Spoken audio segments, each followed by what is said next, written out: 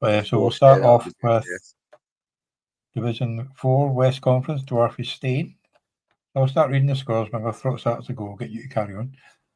But can you see that? It's up to 125. So yeah. So we've got the Corkneybowl Army, 193.87 against the Fullwood Patriots, 161.49. Newcastle Mad Guys, 172.76 against the Birmingham Patriots, 208.54. The Clemson Marines, 203 up against the Plymouth Assassins, 154. Gloucester Wolfpack, 149.5 against the Trinity Flyers, 244.72. The Rhiney Cardinals, 232.05 against the Q Kings, 129.62. Then you've got the showing the money derby down the bottom there. You've got the Bangham Sharks, 191 against 195 to Peterhead Bloody Jets. So pretty close down there for that one. Yeah, I mean that's an unlucky one for Sean, for his Bangham Sharks, and as it's killed him, and we marched Peterhead Bloody Jets at 1-8 going into the game. It's a nothing game for him because of course Division 4 he can't be relegated, so it's on to next year already. And for Sean's Bangham Sharks, that's the final nail in the coffin now at 3-7. They're gone. Big win for Rhiney Cardinals there as well, 5-5 against Q Kings, 5-5. So that was 4-5 against a 5-4. So massive win there. Trinity Flyers, welcome to the playoffs. Gloucester Wolfpack and the chasing pack a little bit. Again, a great win for Clemson Marines. That's at 5-5 against Plymouth Assassins, now 4-6. With 4 games to go, that win could be crucial. The Newcastle Magpies losing to the Birmingham Patriots. That the big win for the Birmingham Patriots who were behind. Getting to that they're both 6-4 now. So so some really big results there, and it must make let's have a look at the division, see how it looks. So Trinity Flyers, 2 games ahead now. And what they're looking at now, it's not about getting into the playoffs. It's now about securing the first round bye, isn't it? And securing promotion. Because I'm right in saying that if you get, you need to win. Do you need to win 1 game? No, if you get the bye year in. The top 2 are automatically promoted. It's obviously you'll be trying to win the helmet, but the top 2 is guaranteed promotion. So, of course, you're after the winning the division one, and there is a monetary prize for winning the division as well, isn't there? So a lot to play for still, but first things first, get that promotion secured and make sure you get that the top 2 spots. And I would say that 1 win will be more than enough for Trinity Flyers there. And then there's a whole lot of 6-4s and a whole lot of 5-5s. It's 6-4, 5-5. Rhiney Cardinals could effectively win this week and go from 8th to 2nd. Now it's not going to happen because ones above them are going to win as well, but it could happen there. So it's everything's so tight and behind Trinity Flyers. And Plymouth Assassins at 4-6, they're not out of it. Fullwood Patriots 4-6, they're not out of it. Far from it, But they are now. They're 1 win behind 6th, but it's only 6th. They're 2 wins behind 5th. So the winning streak has to start now. And 11th and 12th, the Bangham Sharks and the Copenhagen Badley Jets, or whatever they're called in here, are dead as doorknobs. Well, that's a crazy thing, obviously, because it wasn't close, but the fact Plymouth Assassins losing to the Clemson Marines, that spot could have just been flipped over. Yeah, absolutely. That's exactly that. The Q Kings losing, the Q Kings losing to, who was it they lost to now? I think it was Rhiney Cardinals. But that's dropped them right out the playoff spots completely. So it was a big move in the wrong direction for Q Kings. But I mean, it's when you look at the scores in the week, again, it's kind of anything in the 200 should be good enough. And then you see one team that's up there at like 245, 250, and you go, yep. You've got Jonathan Taylor, and that's just kind of been the story of this week type thing, So I'm pretty sure Jonathan Taylor will reside with Trinity Flyers, or Achan does then. Okay, sorry, it's Achan. I'm going to guess it. Jonathan Taylor's maybe with Rhiney Cardinals. No, you had Henderson. Who they are? Henderson, Henderson there as well. I mean, it's and the thing about it is now is there's I said it earlier, but there's a lot of teams going in different directions now. There's a lot because the injuries are still pouring in. They've not stopped happening. But also the teams who had injuries a few weeks ago, they're starting to get their players back, where other teams are starting to lose their player. So the dynamics of lineups are starting to change quite a lot as well at this point.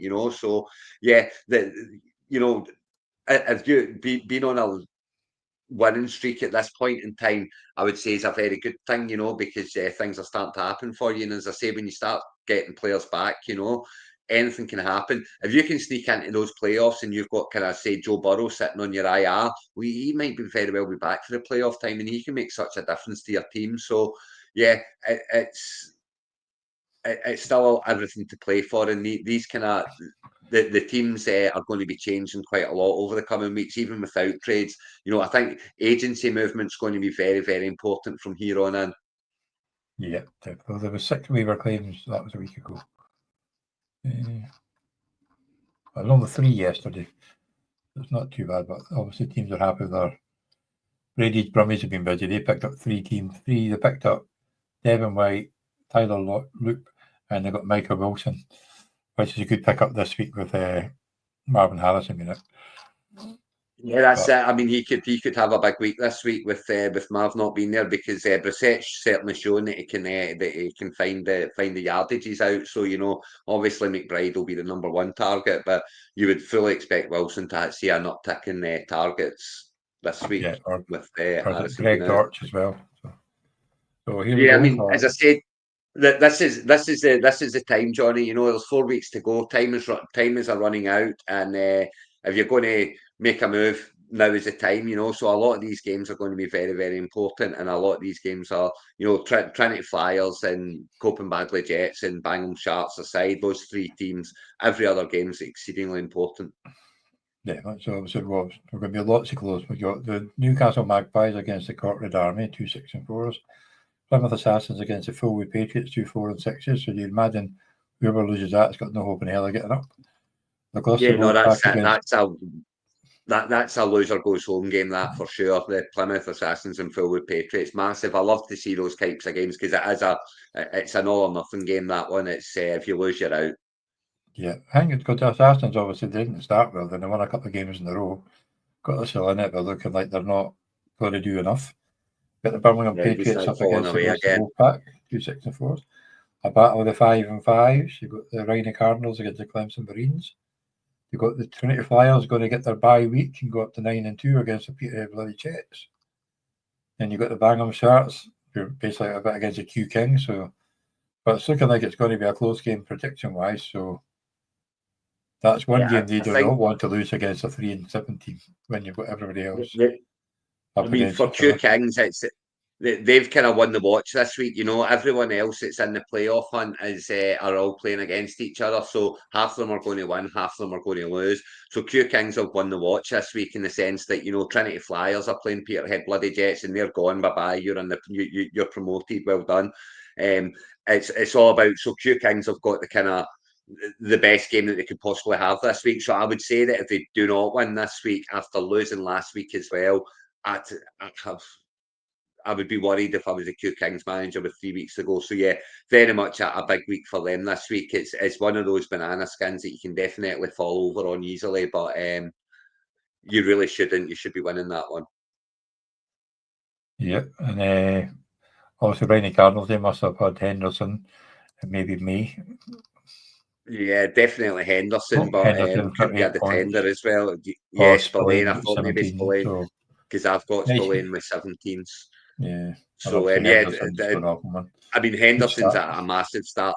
Henderson's a massive start for them in a game that again 2 5 and 5 teams. So it really is one of them is going to give them with 3 weeks to go, they're going to be in a great position, and the other one's going to be right in the mire. So yeah, it's a massive start to get those points on the board, and especially for Rhino Cardinals, who down there are the last team at 5 and 5, so have got the lowest points for. So they really are going to rely on getting the game wins as opposed to the point tracking up. So great start for them this week. The game wins and the points could help them jump above Q Kings and actually end up in 6th place. if Q Kings actually Yeah, win. So it's a 55-point start on Thursday night.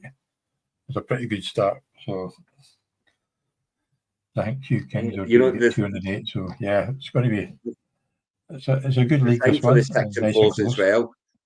The 6 and 4s aren't guaranteed to be in the playoffs yet. It's right up to second, but the 5 and 5s, down to 7th and 8th. So the 6 and 4s, you really need that win to get themselves up and give themselves that wee bit of leeway between the chasing pack, because they could very easily be dragged into it if they lose a couple of weeks in a row. So but big weeks for most of the teams, as I say, and.